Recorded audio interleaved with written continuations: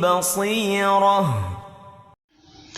السلام عليكم ورحمة الله وبركاته. الحمد لله وبه نستعين والصلاة والسلام على رسول الله صلى الله عليه وسلم. درس Yabidi Mwesat. Baga means as in lesson number 19, the blank letters given below are silent. Number 19 tujirabe. Number 19 yeno. Twagamba nti blank letters ziba silent. Kati ngeno eno alif ogiraba. Eno sukun etta alif eno noga nti fad so si fad. Naam. Eno alif efa noga nti laf so si laf. Fan wal dhul enefa nenefa okitegedde. Kati ne wano tugamba nti kasitosanga shadda maaso ng'emabega waliyo ennyukuta ezitaliko ki mperezi. Olaba eno alif efa n'osoma lam, alif efa ne lam nefa n'osoma sin, alif efa ne lam ne alif nefa n'osoma lam. So osoma ennyukuta eriko shadda ntegereka. Tuga nti walla so si walla nedda. Tuga nti walla ntegereka. Nastu so si na alsu nedda. Tuga nti nastu enefa neno nefa nokwaki nosoma eyo eriko shadda. Nastu so si na alsu. Tuga nti nastu halla so si halla no. Tuga nti halla enefa neno nefa nosoma ki lam. Muwasta oja muwasta no gumira muwasta so si muwa aliswa nedda. Tuga nti muwasta enefa alif neyo kubi nefa no soma nera nefa no soma stad. Nam kaddi so si ka alidi no. Tuga nti kaddi okitegedde. So kati wano eno alif efa ne alif lokubi nefa ne lam nefa nosoma ki nun. Jukira nun yo eriko ki shadda. Oyina soka kujiwunira konoga nti hanna like that. Hanna okusikuwangaza hanna narri. Olaba narri ejirawo because yo elimwide gambi bighairi gunna temamu kuuna. Tuga nti narri na wazza enefa neno nefa ne lam nefa nosoma zali okitegedde. Wazza unna twakasoma ddaku ka u twakasoma mwedi yeso number 19 ngeno ogirabye unna so si unna no. Tuga nti u singosa nga wow nga waliyo hamza na hamza ina ki ina dhamma chize eno wawe efa noga nti unna so si u towangaza. Fisa so si fi alisa no.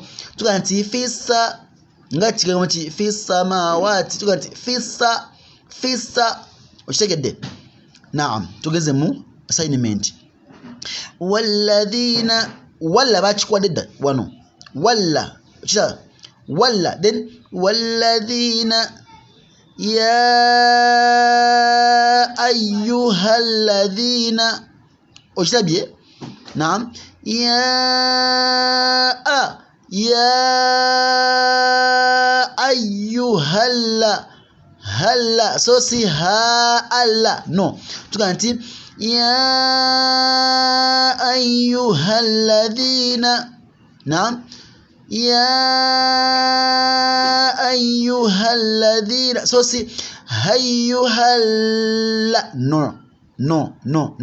Tuga nti ya ayyuhalladhina amana sufaha'u. Naam amana sufaha amana su eno alif efa ne lam nefa because mas waliyo shadda kusin. So kati ogata sin kuchi kununi noga nti amana su amana a so kuangala ama so si amana ne amana sufaha naam kati boyega kumera musikuno gamba nti amana sufaha ntegereka aha aqimu ssalata musta eno wawefa ne alif nefa ne alif yokubiri nefa ne lam nefa nosoma stad okitegedde aqimu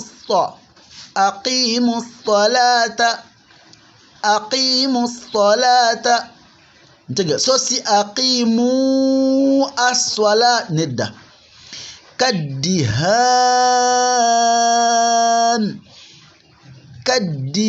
kaddihan ya ayyuhan nabiyyu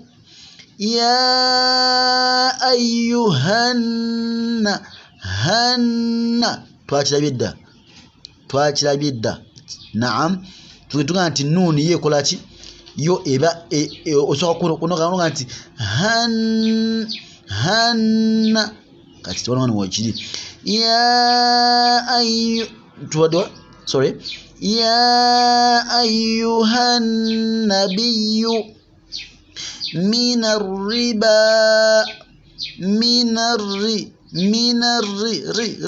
so sirri bagamba nti ra'u eya kasra eba ntono min ar-riba so siriba wa nedda min ar-riba ata onotoka nti atau zakata atau zakata si zakawata twakyogera dda kino naam somakemu atau zakata fi samawati fissa so si fi assa nedda tuga nti fi samawati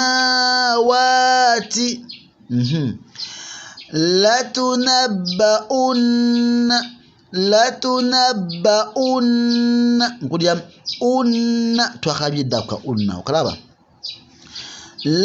so si la towangaza gamba nti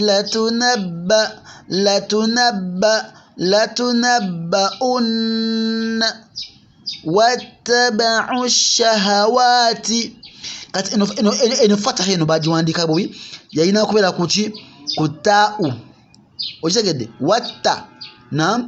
watta fataha eno erina kubeera no kukiku ku ta'u waggulu wakiwa shadda then eno fataha eyokubiri naam eri ku ba'u wattaba eno naam eri ku ba'u eno dhamma eri ku ain wattaba'u dhamma eno teri ku waaw nkiddamu dhamma eno teri kuki ku waaw eri ku ain wattaba'u okitegedde eno fataha eri ku ta'u eyokubiri eri ku ba'u dhamma eri kuki ku ain wattaba'u kati eno waaw teri comparison just wrong spelling teri comparison ne alif ne lam so no so machine wattaba'u usha so si wa ntegereka wattaba'u shahawati ntegereka then lidhakari naam. Assalamu alaikum warahmatullahi wabarakatuh.